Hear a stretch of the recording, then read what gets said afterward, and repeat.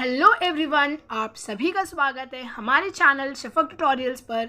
मैं आशा करती हूँ कि आप सब ठीक होंगे और अपने जीवन में बहुत ही अच्छा कर रहे होंगे। This is your Hindi teacher Khan Madiha. हमने हमारा चौथा पार्ट चालू किया था जो है आदर्श बदला। उसकी आधी कहानी को हमने पार्ट 3 तक देख लिया था। अभी ये है पार्ट 4 जिसमें हम लोग आगे की कहानी को कंटिन्यू करेंगे। तो हमने देखा कि जो बैजू होता है वो बाबा हरिदास को अपनी समस्याओं को बताता है। समस्याओं को एकदम धीरज के साथ बाबा हरिदास सुनते हैं और सुनने के बाद अंत में उसे कहते हैं कि मैं तुझे वो हथियार दूंगा जिससे तू अपने पिता के मौत का बदला ले सकेगा। तो हमने यहाँ तक देखा था, देखो मैं इधर पे स्क्रीन पे दिखा रही हूँ, मैं तुझे वो हथियार दूंगा जिससे तू अपने पिता के मौत का बदला ले सकेगा। तो यहाँ तक हमने हमारी प्रीवियस वीडियो में देखा कि बाबा हरिदास जी कहते हैं बैजू को। अब देखते हैं कि वो हथियार कौन सा होता है जो बाबा हरिदास बैजू को देते हैं। यहाँ पे है, बैजू हैरान हुआ, बैजू खुश हुआ, बैजू उछल पड़ा। उसने कहा, बाबा आपने मुझे खरीद लिया, आपने मुझे बचा लिया, अब मैं आपका सेवक हूँ। तो जैसे ही बाबा बैजू को कहते हैं कि अब मैं तुझे वो हथियार दूंगा जिससे तू अपने पिता के मौत का बदला ले सकेगा, तो ये सुनकर ये जो बैजू का रिएक्शन होता है वो बताया हुआ है कि जो बैजू है वो हैरान हो जाता है, वो बैजू खुश हो जाता है, बैजू खुशी के मारे उछल पड़ता है। फिर वो खुशी में बोलता है बाबा को एकदम एक्साइटेड होके कि बाबा आपने मुझे ख़रीद लिया, आपने मुझे बचा लिया। मतलब ये सारी चीज़ों से जिससे उसे डर था कि ये जो दुनिया में समस्याएं हैं वो सारी चीज़ों से मुझे कौन निकालेगा, ये सारी चीज़ों का जो डर था उससे बाबा ने उसे क्या किया, बचा लिया है। तो वो कहता है कि अब मैं आपका सेवक हूँ, मतलब मैं अब आपका क्या हूँ, गुलाम हूँ। तो इसे याद रखना, ये कृतिपूर्ण कीजिए। इसमें पूछा जा सकता है कि बैजू का क्या रिएक्शन था जब बाबा ने कहा कि मैं तुझे ऐसा हथियार दूंगा जिससे तू अपने बाप के मौत का बदला ले सकेगा। ठीक है, तो ये कृतिपूर्ण में ही आएगा और बाकी किसी में नहीं आएगा। फिर जो हरिदास बाबा है वो कहते हैं, मगर तुझे 12 बरस तक तपस्या करनी होगी, कठोर तपस्या, भयंकर तपस्या। अब उन्होंने तो कह दिया कि मैं तुझे हथियार दूंगा जिससे तू मौत का बदला ले सकेगा। अब वो कौन सा हथियार है? तो हथियार ये है कि उसे 12 बरस 12 ईयर्स उसको क्या करना है, तपस्या करना है। ठीक है, जो साधु लोग करते हैं, बाबा लोग करते हैं, वो तपस्या करना है। वो भी नॉर्मल नहीं, एकदम कठोर, एकदम टफ वाली तपस्या करना है। और भयंकर मतलब इट्स नॉट नॉर्मल, बहुत स्ट्रिक्ट वाली, एकदम मतलब पूरा जो उसका फोकस रहना चाहिए उसी पर रहना चाहिए, एकदम कठोर तपस्या, समझे। तो ये करेगा तभी वो शायद अपने बाप के मौत का बदला ले सकेगा। तो यही हथियार है जो बाबा हरिदास बैजू को देते हैं। फिर आगे देखो क्या होता है। बैजू कहता है, महाराज आप 12 बरस कहते हैं, मैं 12 जीवन देने को तैयार हूँ। तो बदला लेने के लिए वो क्या कहता है कि 12 बरस छोड़ो, मैं तो अपना 12 जीवन जो है उसको बलिदान करने के लिए तैयार हूँ, उसको सैक्रिफाइस करने के लिए तैयार हूँ, मगर मुझे मौत का बदला क्या करना है, लेना है।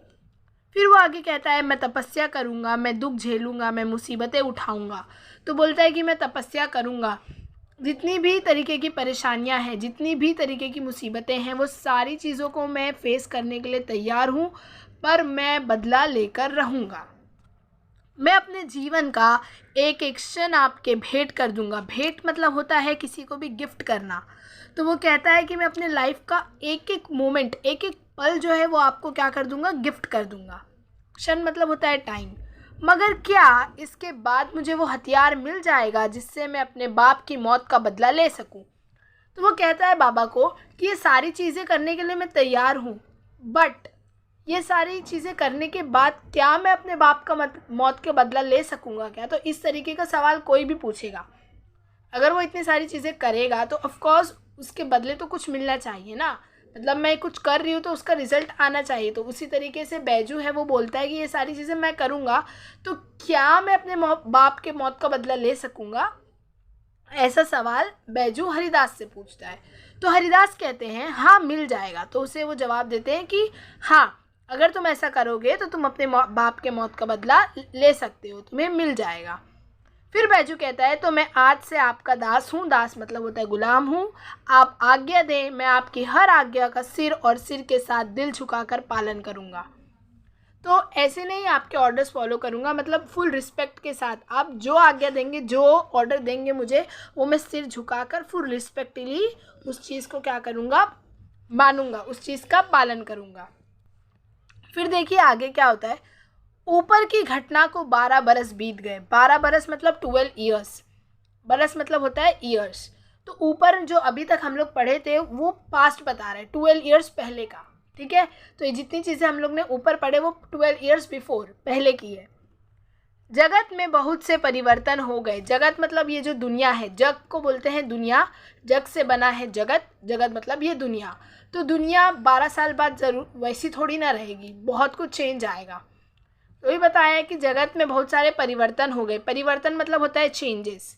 कई बस्तियां उजड़ गई, तो बहुत सारे सेटलमेंट्स ऐसे थे जो उजड़ गए, बहुत सारी नई बिल्डिंग्स बन गई, बहुत सारे नए घर बस गए, जो पुराने घर थे वो टूट गए, दब गए, तो चेंजेस आया। कई वन बस गए, बूढ़े मर गए, तो जो एजेड थे वो मर गए, और जो जवान थे उनके बाल सफ़ेद हो गए।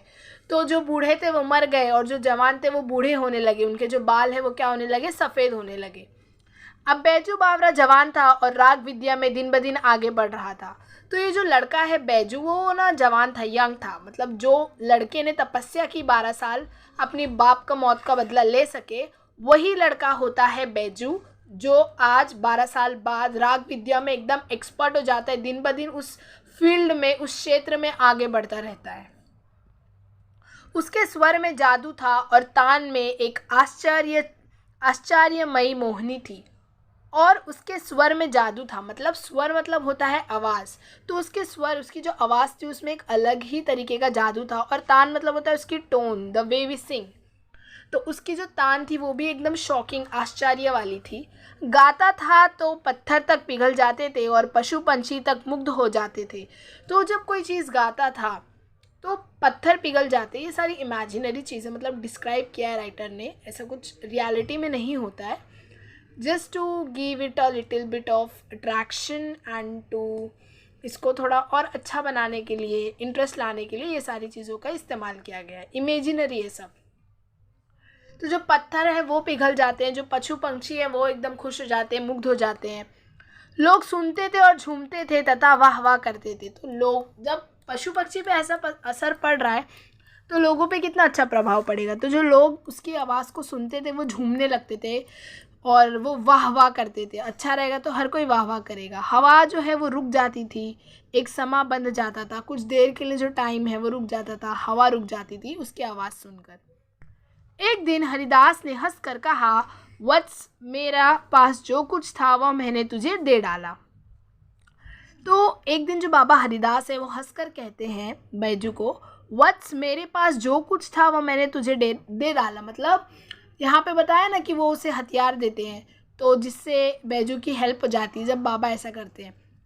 तो बताया गया है कि मेरे पास जो कुछ भी था, मतलब जितना भी मेरे पास था वो मैंने तुझे दे दिया हूँ, अब मेरे पास कुछ भी नहीं है, अब तो पूर्ण गंधर्व हो गया है, अब मेरे पास और कुछ नहीं जो तुझे दे दूँ। तो बाबा हरिदास कहते हैं कि अब मेरे पास ऐसी कोई चीज़ नहीं जिससे मैं तेरी हेल्प कर सकता हूँ या तेरी मदद कर सकता हूँ, मेरे पास जो भी था मैंने तुझे दे दिया। बैजू हाथ बांधकर खड़ा हो गया, कृतज्ञता का भाव आंसुओं के रूप में बह निकला। तो बैजू जो है वो मतलब ऐसा रिस्पेक्टफुली, मतलब हम लोग किसी भी बड़े के सामने खड़े होते तो ऐसा उसकी आँख में आँख मिला के नहीं खड़े हो सकते ना, थोड़ा रिस्पेक्ट दिखाना पड़ता है। तो वो सर झुकाकर अपना हाथ बांध कर क्या हो गया, खड़ा हो गया।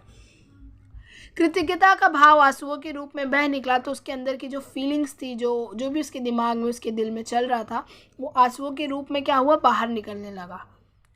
चरणों पर सिर रख कर बोला, महाराज। चरणों मतलब उसके जो पैर होते हैं ना, जब हम लोग किसी के पैर पे मतलब गिरते हैं तो वही। चरणों पर सिर रख कर बोला, महाराज, आपका स्वर, आपका उपकार।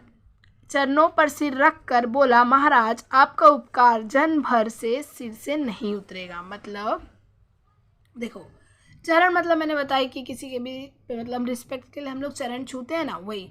तो उस पर सिर रखकर मतलब झुकाकर अपना सर कहता है, महाराज, आपका उपकार। उपकार मतलब होता है एहसान। तो आपने जो एहसान मुझे जन्म भर सिर से नहीं उतरेगा, आपने जो एहसान मुझ पर किया है वो जन्म भर मतलब मेरे सिर से नहीं उतर सकता।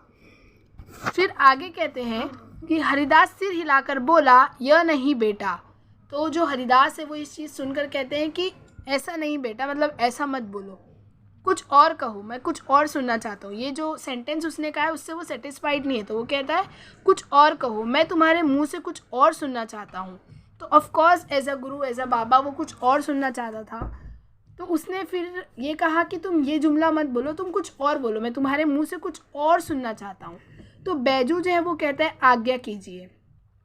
हरिदास कहते हैं तुम पहले प्रतिज्ञा करो।